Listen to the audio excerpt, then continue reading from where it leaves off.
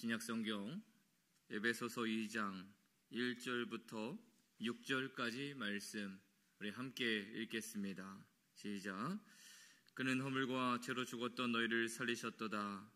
그때에 너희는 그 가운데에서 행하여 이 세상 풍조를 따르고 공중의 권세 잡은 자를 따랐으니 곧 지금 불순종의 아들들 가운데서 역사하는 영이라.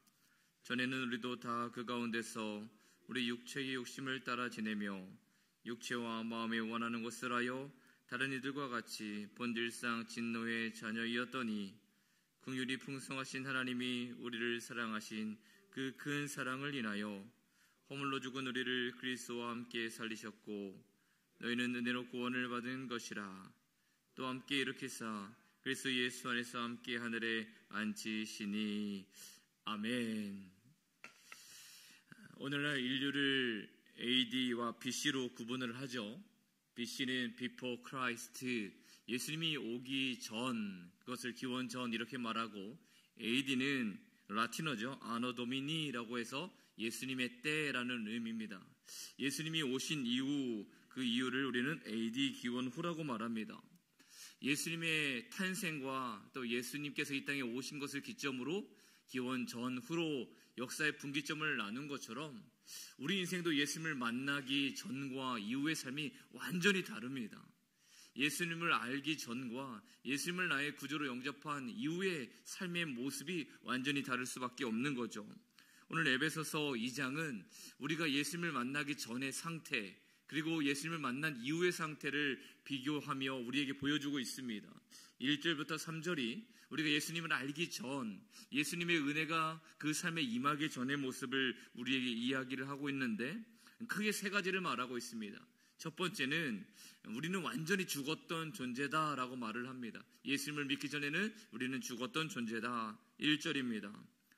그는 허물과 죄로 죽었던 너희를 살리셨도다. 우리가 흔히 기도할 때에 죽을 수밖에 없던 죄인을 살려주신 하나님, 이렇게 기도할 때가 많은데 명확하게 말하면 틀린 말이죠.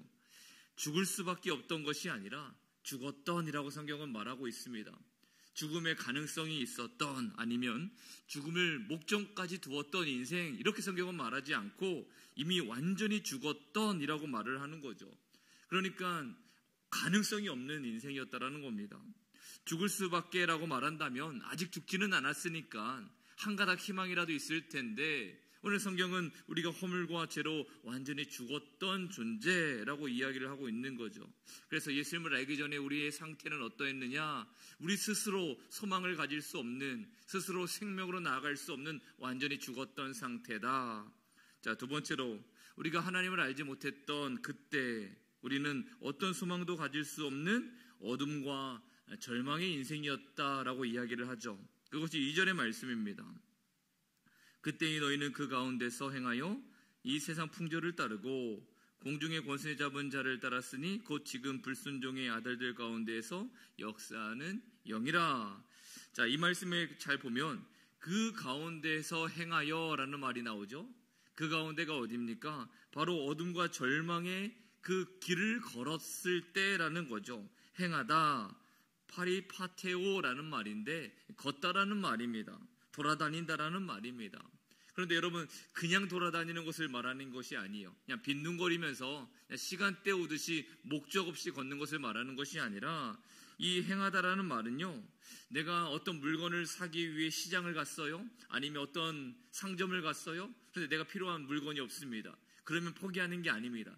또 다른 상점에 가서 내가 원하는 물건을 찾기에 찾아낼 때까지 돌아다니는 것, 그것을 말을 합니다. 그러니까 하나님을 알기 전에 우리는 어떤 존재였느냐?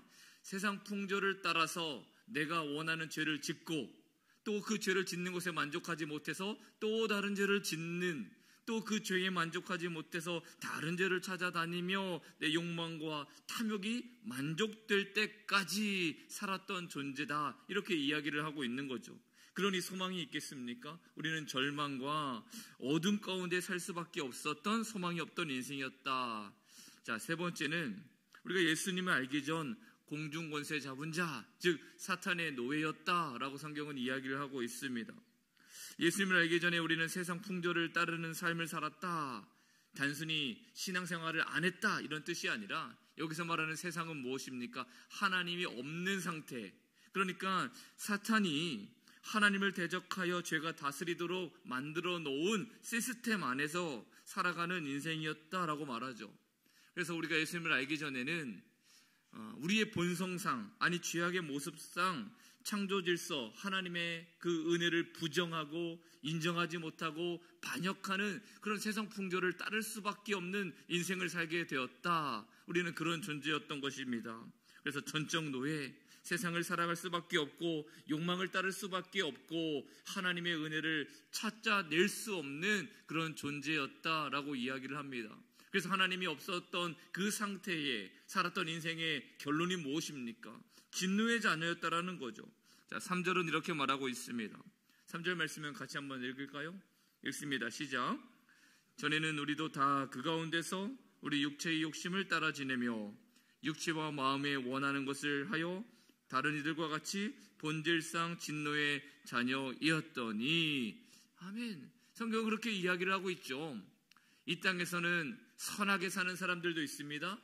조금 덜 선한 사람도 있을 수 있습니다. 어떤 사람은 정말로 악을 쫓아 행하는 사람들도 있겠죠. 그럼 세상은 말합니다. 악을 행하여 쫓아간 그 사람은 지옥 가는 것이 마땅하지만 선을 행한 사람, 그리고 조금 덜 선하지만 그 선을 쫓아 살았던 사람들은 구원받아야 되는 것 아니냐. 근데 성경은 이야기를 합니다. 본질상 예수 그리스도를 알지 못했던 모든 인생은 진노의 자녀, 그러니까 진노와 심판을 받을 수밖에 없는 인생이었다라고 이야기를 하고 있어요. 그런 우리를 위해서 예수 그리스도께서 어떻게 하셨습니까? 죽었던 존재, 어둠과 절망뿐인 인생, 사탄의 노예로 살 수밖에 없는 우리 인생을 위해서 하나님은 긍휼히 여겨주셨다라고 이야기를 하고 있습니다. 자, 4절과 5절의 말씀입니다. 4절과 5절 두 절의 말씀 함께 읽습니다. 시작. 긍휼이 풍성하신 하나님이 우리를 사랑하신 그 큰 사랑을 인하여 허물로 죽은 우리를 그리스도와 함께 살리셨고 너희는 은혜로 구원을 받은 것이라. 아멘. 하나님이 먼저 우리를 긍휼히 여겨주셨다라는 겁니다. 여러분, 하나님의 긍휼을 경험하셨어요? 하나님의 긍휼이 우리의 삶에 충만한 것을 여러분 느끼십니까?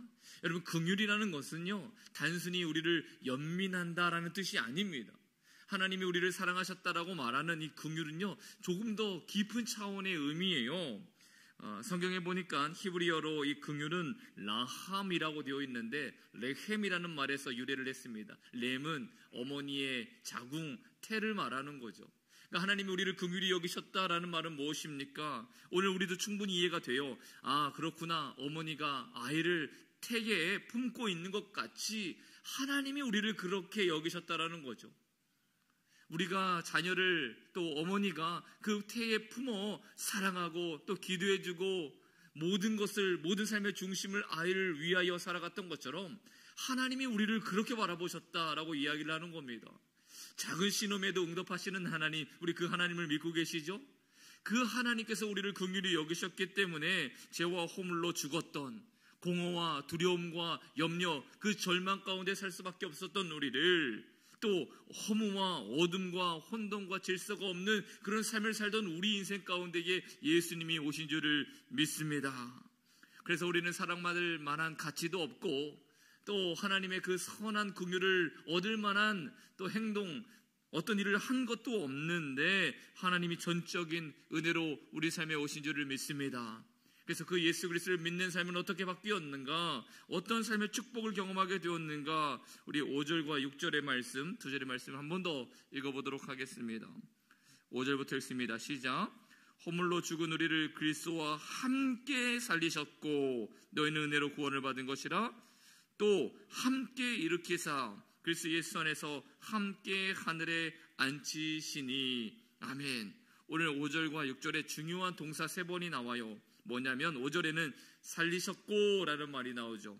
6절에는 일으키사, 또 마지막에는 앉히시니 이렇게 되어 있습니다. 아하, 그렇구나. 예수님이 우리를 긍휼히 여기셔서 우리에게 주신 복은 무엇이냐? 살리셨고 일으키셨고 우리를 앉히셨다라고 이야기를 하고 있습니다. 그런데 이 세 가지의 축복의 동사 앞에 반드시 따라오는 게 있었습니다. 무엇입니까? 함께라는 말이에요. 함께. 누구와 함께? 그리스도 예수와 함께 하나님께서는 우리를 예수님과 함께 살리셨습니다. 아멘이십니까? 예수님과 함께 우리를 일으켜 주셨습니다. 예수님 안에서 우리를 함께 하늘에 앉히셨습니다. 그래서 우리가 그리스도가 없는 구원은 허상이고요, 그리스도가 없는 교회는 교회가 아니고요, 그리스도가 없는 성도의 삶은 성도라 부를 수 없는 것입니다. 여러분, 절망 가운데 살고 계세요? 그리스도와 함께 우리를 살리실 줄을 믿습니다. 여러분, 질병 가운데 고통하고 계세요? 그리스도께서 함께 우리를 일으키실 줄을 믿습니다. 우리 인생 가운데 두려움과 불안과 염려가 가득하십니까? 예수 그리스도와 함께 오늘 우리를 하늘에 앉히시는 하나님의 충만한 은혜를 경험하시기를 예수님의 이름으로 축복합니다. 그래서 오늘 사순절 이 말씀과 함께 허물로 죽었던 나였는데, 절망뿐인 나의 인생이었는데, 우리는 본질상 진노의 자녀였는데 아무런 자격도 없는 나를 긍휼히 여기셔서 너무나 사랑하셔서 구원하신 예수 그리스도, 그래서 나를 궁극적으로 살리시고 일으키시고 하늘의 그 보좌, 그 영광을 바라보며 앉히신 그 하나님을 뜨겁게 사랑하고 기도하는 이 새벽이 되었으면 좋겠습니다. 기도합니다. 아버지 하나님, 감사합니다. 우리는 전혀 가능성이 없었던, 완전히 죽었던 존재였지만 사랑이 많으신, 또한 우리를 긍휼히 여기신 하나님의 그 놀라우신 그 은혜로 우리는 구원을 받은 줄을 믿습니다. 우리를 살리시고 또 일으키시고 또 하늘 보좌에 앉히실 예수 그리스도를 바라보며 살아가는 축복된 인생이 되게 도와주옵소서. 오늘 이 새벽에 우리 성도들 그렇게 살리시며 일으키시며 앉히시는 복을 누리고 경험하는 놀라운 은혜의 시간이 되게 도와주시옵소서. 예수님의 이름으로 기도하옵나이다. 아멘.